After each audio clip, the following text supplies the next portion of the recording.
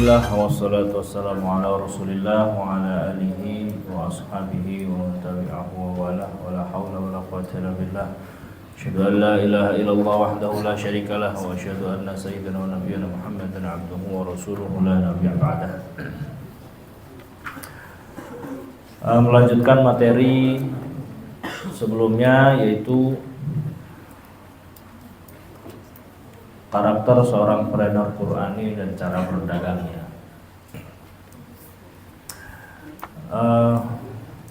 Berminggu-minggu kita berbicara tentang karakter seorang perenor Qur'ani.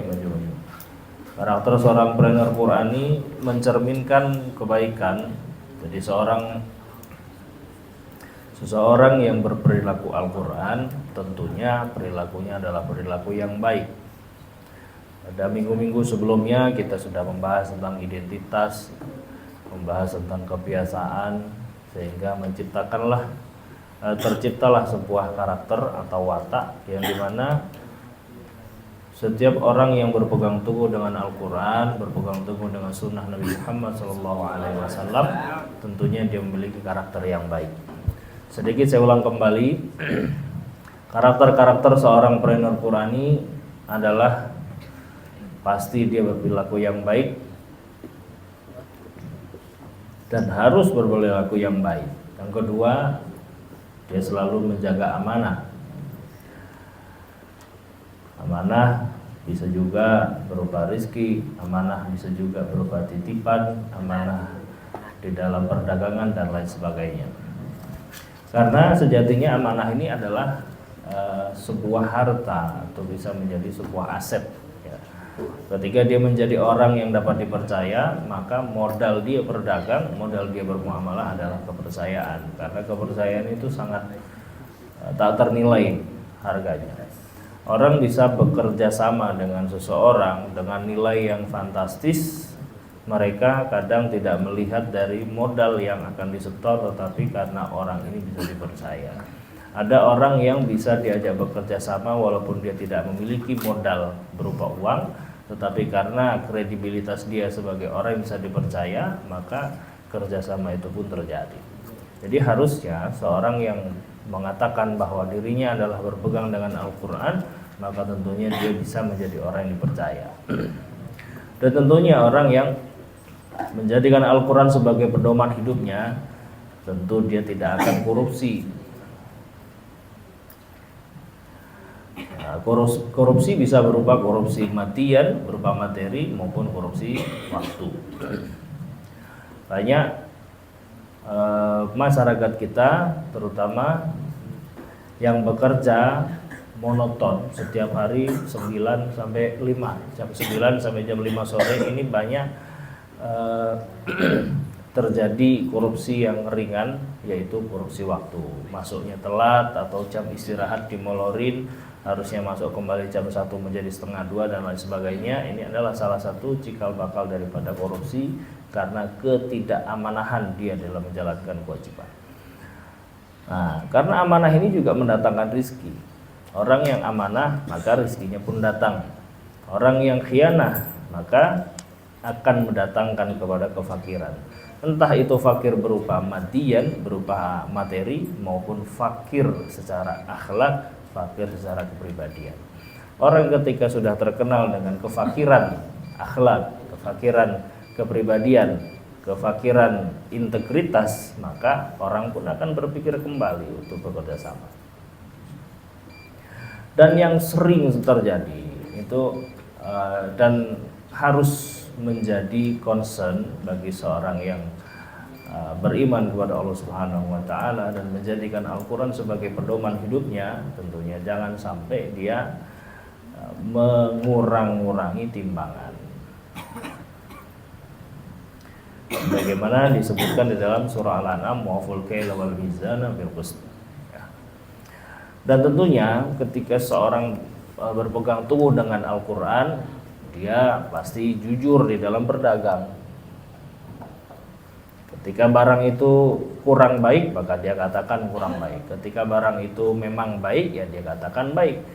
Ketika barang itu tidak baik, maka dia pun mengatakan itu tidak baik. Nah, akhir-akhir ini atau bahkan kebanyakan orang berdagang itu hanya mengatakan kebaikannya saja, tetapi menutup-nutupi keburukannya. Ketika orang yang membeli ini melihat terdapat keburukan, akhirnya penyesalan yang terjadi. Nah, disitulah ketidakberkahan yang terjadi di dalam jual beli tersebut, dan menjadikan penjual ini ya fakir, ya miskin, karena dia berkhianat.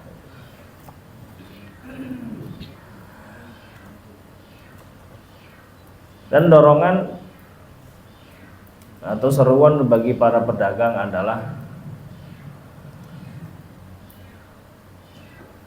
untuk berbuat baik, jujur, banyak sedekah atau bersedekah dari jual beli atau berbagi di jalan Allah Subhanahu wa ta'ala. Karena pernah terjadi pada zaman Rasulullah SAW, ada orang yang tidak memiliki harta apapun. Dia ingin bersedekah, lalu dia berangkat ke pasar, dia menjadi kuli panggul, kuli angkut di pasar, dan dia menyedekahkan dari hasil upahnya. Hingga satu masa ditemui dia menjadi orang yang memiliki banyak harta hingga 100.000 dirham. Nah, artinya orang bersedekah di jalan Allah Subhanahu wa ta'ala, itu pasti Allah akan berikan keberkahan atasnya dan dikembalikan kepada dirinya berlipat-lipat ganda. Nah, minggu lalu kita membahas tentang bermurah hati di dalam kegiatan transaksi. Yang secara singkatnya adalah ketika kita menjual barang, kita membeli barang, kita menagih hutang, itu memiliki empati. Jadi kita jual untungnya wajar aja. Kita beli 1.000, kita ambil untung, misalnya ambil untung 200%, tapi umumnya begitu. Misalnya biasanya orang beli 1.000 dijualnya 3.000, rata-rata jualnya segitu, ya wajar. Bukan dia beli 1.000 lalu dijual 1 juta, ya bisa aja gitu. Nah, di sini kemampuan orang menjual sesuatu ini ya yang menjadi peranan utama. Jadi kita memiliki produk apapun, produk sebagus apapun, ketika kita tidak bisa memasarkan, maka barang itu tidak bernilai. Jadi di dalam kegiatan jual beli, kegiatan berusaha atau berdagang, ada namanya sales, penjualan, ada namanya marketing atau apa marketing? Pemasaran. Jadi ini hal yang berbeda. Nah, kebanyakan atau mungkin yang belum bisa membedakan itu menganggap bahwa marketing itu harus closing, udah dipasarin. Marketing itu tidak harus closing, yang closing itu sales. Jadi ilustrasinya begini. Apa? Contohnya. Oh ya, ini. Cincin. Nih. Contohnya cincin ini. Tugasnya marketing adalah membuat orang memiliki memiliki perhatian terhadap cincin ini. Ini cincin apa? Jenis batunya apa? Terus ikatannya pakai apa? Ukurannya berapa? Kenapa kok cincin ini layak untuk dimiliki dan lain sebagainya. Ini namanya marketing. Apakah harus closing? Enggak. Yang harus closing artinya terjadi jual beli. Yang harus closing itu sales. Nah, sales kapan maksudnya? Kapan sales itu mulai bekerja? Ketika marketing ini sudah berjalan. Bagaimana terjadi penjualan jika barang itu tidak dikenal? Maka tugasnya marketing adalah mengenalkan barang ini contoh, mengenalkan barang ini kepada orang banyak. Misalnya begini, Rizwan, coba deh lihat sini. Ini ada cincin warnanya lucu. Ada pinknya, ada putihnya, gitu. Dilihatin, oh iya ya, gitu. Ini batu apa? Ini namanya batu Ini namanya batu rubi. Ini dari mana ini? Oh, ini batu rubi dari Sri Lanka. Wah, menarik. Nah, terus pinggir-pinggirnya itu apa? Oh, itu sih harusnya berlian, tapi ada versi murahnya namanya zirkon, atau kalau bahasa gampangnya berlian sintetis. Kan sekarang lagi ramai juga itu. Ada artis yang rame gara-gara dijual berlian sintetis. Oh, terus itu ikatannya pakai apa? Oh, ikatannya pakai perak aja begini. Ini sebutin. Udah, akhirnya Rizwan akhirnya kenal dengan barang itu, ya. Lalu dia bilang sama ceritanya, kemarin aku lihat batu, lihat cincin bagus, warnanya begini. Diceritain ke orang-orang. Nah, datang nih siapa? Ahmad misalnya. Ahmad kenalin. Bro, ini ada cincin dijual. Lah, itu kan cincin yang kemarin. Iya, dijual. Oh, itu bagus itu. Sudah kenal kan? Potensi untuk terjadinya jual beli ini ada. Karena apa? Karena sudah dikenalkan. Nah, tugasnya marketing adalah bagaimana membuat barang yang dikenalkan ini memiliki nilai. Ini tadi contoh cincin. Misalnya kemarin di Rohama nanam anggur. Ya. Nanam anggurnya apa? Jenis anggur apa kemarin tanam? Jupiter. Nah, tugas marketing adalah kenapa saya harus beli anggur Jupiter dari Rohama. Anggur kan banyak. Di tempat lain juga jualan anggur. Di All Fresh jualan anggur. Pernah lihat All Fresh nggak? Toko All Fresh. All Fresh. Coba kalau pernah iseng aja masuk, lihat buah yang sama yang banyak dijual di pinggir jalan. Misalnya apa? Mangga Indramayu atau mangga harum manis. Berapa dijual di All Fresh, berapa dijual di warung-warung atau di lapak-lapak pinggir jalan? Pasti beda harganya. Pasti beda. Tapi apa yang bikin beda? Pertama, harga beda, jelas. Di All Fresh biasanya lebih mahal. Tapi All Fresh ini berani menjamin bahwa yang dipajang, yang dijual itu semuanya terbaik.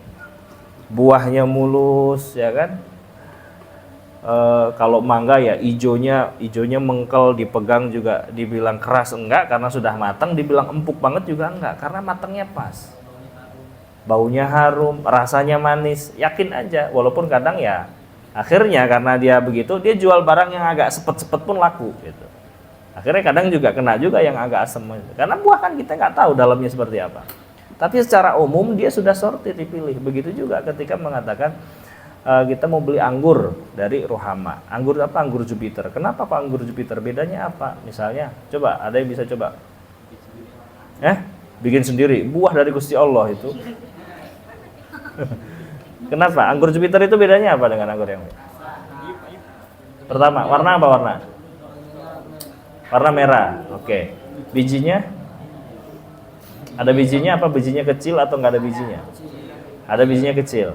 Terus rasanya? Kalau dicium rasanya kayak baunya kayak bau bubblegum gitu. Oh, baunya khas ya? Baunya khas. Rasanya? Rasanya manis. Anggur lemon. Nah, ini bagaimana mengemas dengan bahasa yang unik, dengan bahasa yang spesifik, bahwa Anda layak untuk membeli anggur Jupiter yang dari Rohama.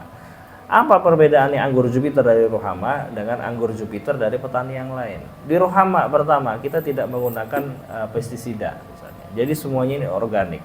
Sesuatu dengan label organik harganya bisa 2 kali lipat, benar ya? Beras organik, sayur organik pasti harganya lebih mahal. Karena apa? Dia tidak ada campur tangan kimia. Ya, misalnya di Rohama nggak pakai kimia. Ini ditanam ditanam tanpa menggunakan bahan-bahan kimia, pestisida dan lain-lain. Artinya organik. Ini menjadi keunggulan. Jadi marketing ini mengangkat sebuah keunggulan dari produknya. Satu. Kedua, ditanam oleh anak-anak santri yang kesehariannya ini belajar menghafal Al-Quran dan bersolawat yang senantiasa, senantiasa mendekatkan diri kepada Allah Subhanahu wa taala karena anak-anak santri gitu. Nah, ketiga, membantu perekonomian, membantu kemandirian ekonomi pondok pesantren. Jadi Anda beli buah ini itu sudah sekaligus satu paket dengan bersedekah di pesantren karena membantu ekonomi mandiri sebuah pesantren. Jadi 3 poin ini yang tidak didapat dari produk petani biasa. Karena pertama taninya anak santri yang bercocok tanam, kedua bahannya organik, ketiga sekaligus berinfak dan bersedekah demi keberlangsungan pondok pesantren. Apalagi yang dijual? Buahnya bisa diadu, sama-sama manis, sama-sama ciri khasnya Jupiter. Akhirnya, wah iya, Bapak kalau sedekah kemana biasanya? Ke masjid. Iya, mohon maaf nih, sedekah nih biasanya kita harus membuat budget tersendiri, ya kan? Sedekah untuk biaya sedekah atau misalnya budget untuk sedekah dalam setiap bulan itu kan orang beda-beda. Ada yang dibudgetin, ada yang lost doll, pokoknya ada duit dia sedekah gitu. Nah, ini Bapak mendapatkan buah sekaligus mendapatkan pahala sedekah. Enak kan? Bapak mengeluarkan uang tapi juga bernilai pahala karena membantu perekonomian pondok pesantren. Kedua, ya ini perekonomian pesantren itu apa ya? Untuk menghidupin anak-anak santri. Harga 11-12 lah, beda-beda tipis lah dengan yang sama-sama organik. Nah, ini kan menjadi menarik. Oh iya. Nah, nanti datang lagi yang sales gimana Pak? Ini kita dari Rohama nih, kita mau nawarin anggur. Oh, ini yang kemarin diceritain. Ya udah saya mau deh. Coba boleh, silakan nih coba. Kalau manis beli. Gitu. Dicoba mau seberapa gratis, tapi kalau bungkus bayar. Gitu. Nah, itu cara marketing, cara memasarkan bagaimana membuat produk ini memiliki value yang tinggi, memiliki nilai yang tinggi. Itu tugasnya marketing. Nah, di dalam jual beli itu juga kita dianjurkan untuk bermudah-mudahan atau maksudnya bermurah. Kalau misalnya jual, oke ini jualan berapa? 50.000. Boleh nggak kalau misalnya 45? Ya selama itu masih profitable, untungnya masih masuk akal, ya nggak apa-apa. Makanya kadang ada percakapan di dalam jual beli itu, berapa ini? Udahlah bismillah deh 45. Ya khair, bismillah deh. Bismillah bil barakah. Nah, karena memudahkan pembeli. Begitu juga pembeli ketika bertanya hendak menawar gitu. Ini berapa? Ya kira-kira misalnya dijual berapa? 100.000. Ini barang nilainya, ini barang ini kurang lebih kita memperkirakan ini kira-kira ini belanjanya sekitar 60-70 ribu. Masuk akal nggak lo misalnya? Ini jual berapa? 100.000. Udah 30.000 aja, kan gila namanya. Ya nawar sadis, iya nawar, nggak ada yang salah dengan nawar, tapi juga kita kudu kira-kira. Misalnya orang jualan nasi bungkus. Nasi bungkus ini dalamnya ada bihun, ada tempe orek, sama apa lagi biasanya? Hah? Telur balado. Nah itu begitu berapa biasanya? 7.000. Misalnya ada orang jual nasi seperti itu harganya 8.000. Ah udah nih saya bayar 2.000-an ya sebungkus. Nggak digamparin mendingan itu. Mendingan kalau nggak digamparkan. Misalnya wah biasanya 7.000 di sebelah. Ya Bu, misalnya 7,5 deh gitu. Jadi nawarnya juga kira-kira gitu 7,5 deh. 7,5 ya kalau belinya banyak nggak apa-apa Bu, kita kasih 7,5. Iya saya biasanya beli 7.000. Ya udah dah, udah terlanjur lapar nih anak-anak di mobil udah lapar mau makan adanya ini ya udah 5 biji 7,5 nggak apa-apa 7,5. Jadi saling memberikan kemudahan, memberikan kemurahan kepada yang lain. Begitu juga dengan ketika menagih hutang. Gitu. Nah berikutnya adalah maafkan orang yang berhutang. Ini memang agak berat ya, minggu lalu juga kita singgung juga memang agak berat gitu, tapi ya wa in kana du usratin fa nadhiratun ila maisarah wa tasaddaqu khairul lakum in kuntum ta'lamun. Apabila kita melihat orang yang berhutang ini dalam kesulitan, maka berikanlah keluangan waktu, tenggat waktu sampai kira-kira dia lapang gitu. Dan kalau misalnya itu diikhlaskan, maka Gusti Allah itu lebih baik dan Gusti Allah itu mengetahui. Nah, tapi dikuatkan, dengan hadis berikutnya. Nah, ini yang menjadi pembahasan hari ini ya. Diampuni Allah Subhanahu wa taala karena memaafkan hutang. An Nabi Hurairah radhiyallahu anhu anin Nabi sallallahu alaihi wasallam qala kana tajirun yudayinun nasa fa idza ra'a mu'siran qala li fityanihi tajawazu anhu la'allallaha an yatajawaza 'anna fatajawaza Allahu anhu rawahul Bukhari. Diriwayatkan dari Abi Hurairah radhiyallahu anhu bahwasanya Nabi sallallahu alaihi wasallam bersabda, ada seorang pedagang yang memberikan hutang kepada orang lain. Apabila atau ketika dia melihat orang yang berhutang memang kesulitan makan, dia kemudian memaafkan hutangnya dan dia selalu mengharapkan agar Allah juga memaafkannya dan Allah Subhanahu wa taala pun memaafkannya. Pertama, dalam memberikan hutang itu memang perlu keberanian dan memiliki kesiapan mental untuk hilang uang yang diberikan itu. Itu satu. Kedua,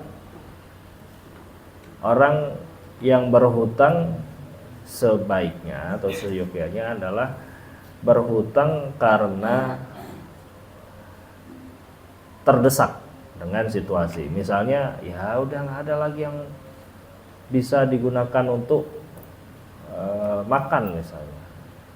Ya utang untuk makan lah 3 hari karena dia punya keluarga. Ya masuk akal. Ya nggak ada duit gitu. Karena hutang itu seperti menggadaikan harga diri. Kita utang sama orang itu kecil jadinya, kecil di mata orang itu. Kalau kita ingkar, oh nilaimu cuma segitu. Misalnya apalagi utang cuma 1 juta, 2 juta, 10 juta. Gitu. Ketika tidak bayar, oh harga dirinya cuma 10 juta, harga dirinya cuma 1 juta, 2 juta. Kan tadi di poin-poin awal bahwa harusnya kita menjadi orang yang amanah ketika berhutang ya dikembalikan gitu ya. Tetapi huruf atau kebutuhan orang ini beda-beda. Nah, makanya Allah Subhanahu wa taala memaafkan atau mengampuni orang-orang yang memaafkan hutang orang lain. Ya selama itu kepepet yang buat makan wajar lah. Kalau misalnya dia nggak utang dia mati misalnya. Ya kalau misalnya dia nggak utang dia nggak liburan ke luar negeri lain soal. Ada orang yang berhutang untuk apa? Untuk dia jalan-jalan ke luar negeri bersama gengnya dia. Misalnya gengnya dia ini ada berempat, dia berlima di gengnya. Pada mau liburan ke Eropa. Nah dia satu orang ini nggak punya duit, akhirnya dia ngutang. Nah, dengan berbagai alasan, emang utang mau dipakai untuk kebutuhan apa? Oh ini saya mau liburan ke Eropa, kira-kira dikasih nggak utang? Nggak bakalan dikasih. Maka biasanya kalau begitu dia bikin dalih, utang buat apa? Wah yang buat anak sekolah, buat ini begitu. Nggak taunya dia liburan ke Eropa. Ini utang-utang yang dibenci ya, itu. Tapi kalau misalnya hutang bro berapa? Ya ini nggak ada duit buat makan misalnya. Ya memang kenyataannya lagi kesulitan makan. Nah ini ya boleh-boleh saja. Gitu. Hutangnya boleh-boleh aja. Ya tetapi tetap harus dikembalikan hutang yang bukan berarti hutang terus nggak dibayar. Karena ngomong hutang ini memang sensitif gitu ya. Dan kita juga kudu tahu bahwa ketika kita sudah melepaskan hak kita, artinya memberikan hutang kepada orang lain, potensi hilang itu ada. Potensi orang nggak bayar itu ada. Gitu. Makanya saya bilang perlu keberanian untuk memberikan hutang kepada orang lain. Nah, seyogyanya ketika kita diberi hutang, diberi pinjaman itu ya menjaga amanah. Gitu ya.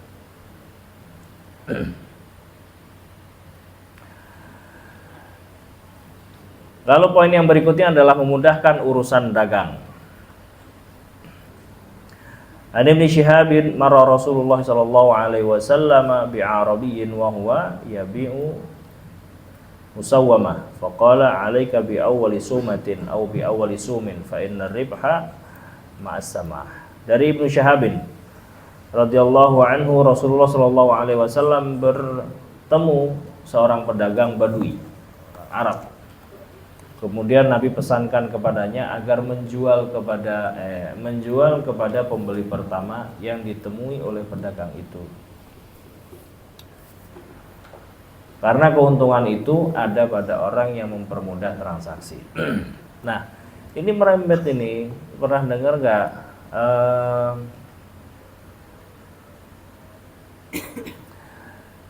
La tabi'u ala khiyari akhikum. Ya, jangan membeli dari barang yang sedang ditawar saudara kalian. Jangan mengkhitbah, nah ini juga nih. Jangan mengkhitbah wanita yang sedang dalam khitbahnya saudaramu. Jadi jangan nikung tunangannya orang. Orang sudah tunangan terus ditikung. Udah, saya lamar kamu aja daripada kamu digantung. Udah di khitbah sama Rizwan berapa tahun kamu? Sudah di khitbah sama Rizwan 2 tahun misalnya, nggak dinikah-nikahin karena lagi nyari modal nikah. Akhirnya dilamar sama orang padahal sudah tunangan, dilamar sama orang terus dinikahi. Nggak boleh itu gitu. Kesian lah Rizwan nanti patah hati. Nah, begitu juga ketika orang sedang menawar, misalnya dijual tanah ukuran 9.000 meter. Nah, terus datang ada orang menawar, ini kira-kira berapa 9.000 meter? Ini semeternya 100.000. Berarti berapa? Semeternya 100.000. Tanahnya 9.000 meter. Berapa itu? 1.000 kali 9.000, 900 ya? 900 juta? Banyak. Wah, ini matematikanya pada 5 semua ya? 900 juta ya? Ya kan? 9.000 kali 1.000. Masa 90 juta? 900 juta kan? Nah, 900 juta. Ini nawar. Udah, boleh nggak misalnya harga 900 kan tadi 100.000. Boleh nggak 90.000 gitu. Ya masih proses nawar. Udah Pak Haji jangan jangan dijual dulu. Kita musyawarah dulu. Nih kebetulan ini rencana mau buat perluasan pondok. Ya kan masih dalam proses tawar menawar. Datang orang nih, Pak Haji ini jual berapa nih? 9.000 meter, 100.000. Udah nih 90.000 saya bayar sekarang cash, nggak pakai nanti. Ini duitnya masih bau duit gitu. Bawain duitnya. Nggak boleh. Dan bagi penjual ini kan Rasulullah ini melewati orang Arab ini, dilihat lagi jualan sesuatu, terus ada yang nawar. Udah, kalau ada yang nawar kasih sama yang pertama kali nawar. Nawarnya berapa? Udah kasih aja. Selama itu tidak rugi gitu ya. Itu kasih. Jadi anjurannya memudahkan urusan dalam berdagang. Jadi jualan itu jangan kaku-kaku. Misalnya dijual 100.000 per meter, terus tanahnya ada 9.000, ditawar ini berapa nih jadinya, beneran nggak beli? Iya, ini apalagi buat perluasan pondok gitu. 90.000 dikasih nggak? Udah bismillah deh, 95 saya lepas sekarang, biar jadi, taruh tanda jadi. Mau apa kek, biar ini aja, buat ngiket aja gitu, ngiket, tinggal nanti kapan transaksinya kan masih untung. Atau misalnya dikurangin, dia minta 90.000, nah jangan deh, biar jadi aja 98.000, saya kurangin 2.000 perak per meter. dikali 9.000, lumayan. Dikurangi berapa tuh? 20 juta jadinya. Kurang 20 juta. Gimana? Gitu. Ya kan sampean beli nawar, ya saya turunin harganya. Kalau emang serius mah harusnya diambil. Saya udah mudahin loh urusan. Nah, sebagai pembeli dianjurkan untuk memudahkan urusan itu. Dan dianjurkan untuk yang nawar pertama ya kasih. Sering kejadian misalnya punya kemarin tahun lalu itu sempat rame burung lovebird. Ya kan? Harganya sampai mahal-mahal terus burung macam-macam lah, ya ngerti saya. Ada yang nawar, ini berapa nih? Ini habis menang kontes nih, juara 1 gitu. Biasanya kalau habis juara 1, habis kontes itu harganya naik. Ditawar misalnya, ditawar berapa? 50 juta. Wah enggak, saya maunya 150 juta. Habis itu ikut kontes lagi menang, ditawar berapa ini? 75 ya, kasih. Enggak, saya maunya 200, bawa pulang mati. Dibawa pulang mati. Terus dulu ada ini sempat rame monstera atau janda bolong, pohon itu tanaman hias. Ada orang bayarin zaman dulu itu apa sih namanya, gelombang cinta. Nah, ada tuh pohon gelombang cinta itu. Gelombang cinta itu pernah dulu satu pohon sampai orang mau bayarin seharga mobil satu Panther saat itu ya kurang lebih sekitar 80 jutaan. 80 juta sampai 100 juta. Mobilnya udah mau dianterin. Ya udah deal besok ya. Gitu. Besok ternyata selesai itu ramenya. Tiba-tiba ada yang jual lebih murah. Padahal kalau hewan itu bahaya. Hewan itu makhluk hidup. Kelihatan mau hidup mau matinya kan kelihatan. Burung mau dibayarin nggak ditahan-tahan, besoknya mati mau apa? Udah nggak ada nilainya lagi. Ngeweh doang akhirnya, nggak jadi dapat duit. Iya. Jadi kalau misalnya ada yang nawar udah kasih. Pernah juga ada orang punya batu merah. Ini cerita beneran nih, orang cerita. Orang punya batu merah cakep. Dia boleh nemu di rumah. Oh cakep nih, di rumah punya bapaknya, gitu punya bapaknya. Mi, Anda dapat nih batu nih, cerita sama pamannya kan. Wah iya punya bapak lu itu, gitu. Ya udah, terus tiba-tiba ada yang nawar. Bang, itu batu boleh itu. Gue bayarin ya. Bayarin berapa? Dia masih takut mau hargain berapa. Ya pokoknya kalau harga masuk lepas. Udah gue bayarin nih 1 juta. Oke deal. Bayangan dia 500.000. Dibayarin mau dibayarin 1 juta, deal. Langsung dikasih duit 1 juta. Besoknya ditanya sama pamannya, cincin bapak lo mana tadi? Gitu. Udah gue jual. Gitu. Laku berapa? 1 juta, langsung dijenggung, langsung ditoyor gitu, toyor. Bego lo, katanya. Kenapa? Itu batu 5 juta nggak kurang. Ya udah hilang. Tapi berarti rezekinya dia memang 1 juta. Nah, yang akhirnya yang beli tadi 1 juta dijual lagi 5 juta. Dijual 5 juta. Nah, ternyata batu itu setelah yang dibeli 5 juta disertifikatin, ternyata barang langka dan nilainya sampai 20 juta. Nah, ketika yang 5 juta ini, lah itu bagian gua dong, maksudnya tambahin lah itu. Ya enggak lah, rezeki lu ya 5 juta gitu. Ya emang begitu. Yang pertama nawar, kasih. Emang rezekinya segitu.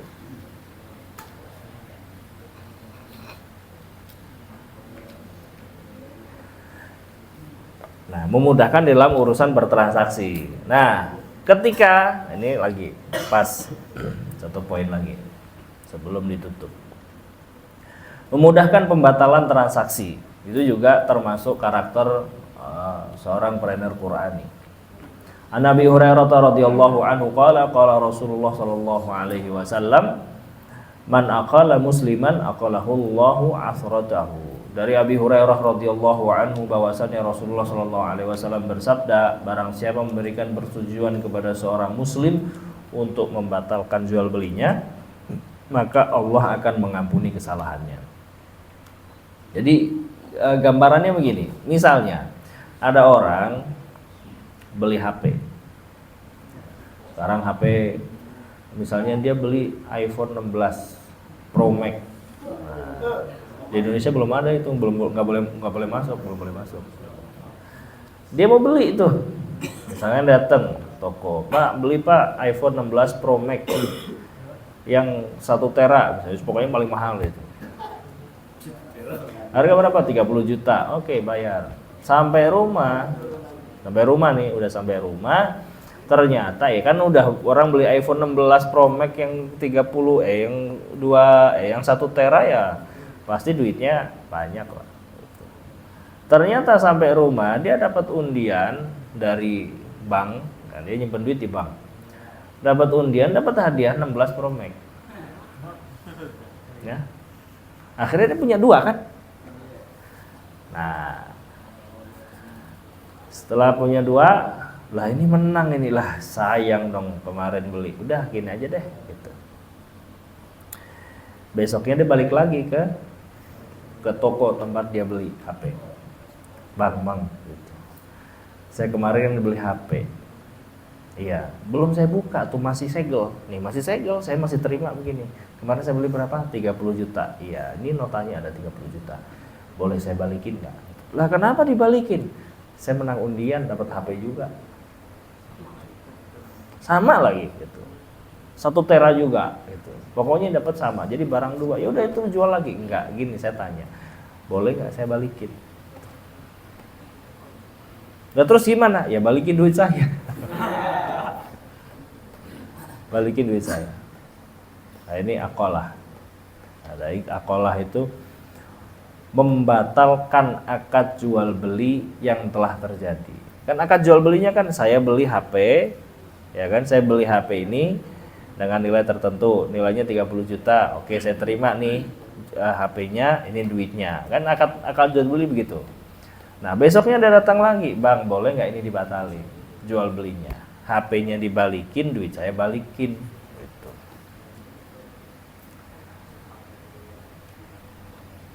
Bagi penjual tidak wajib mengikuti, tidak wajib mengabulkan permintaan pembeli.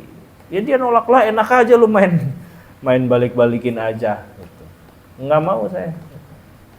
Boleh untuk menolak itu bagi penjual. Tapi man aqala musliman aqalahullahu atratahu.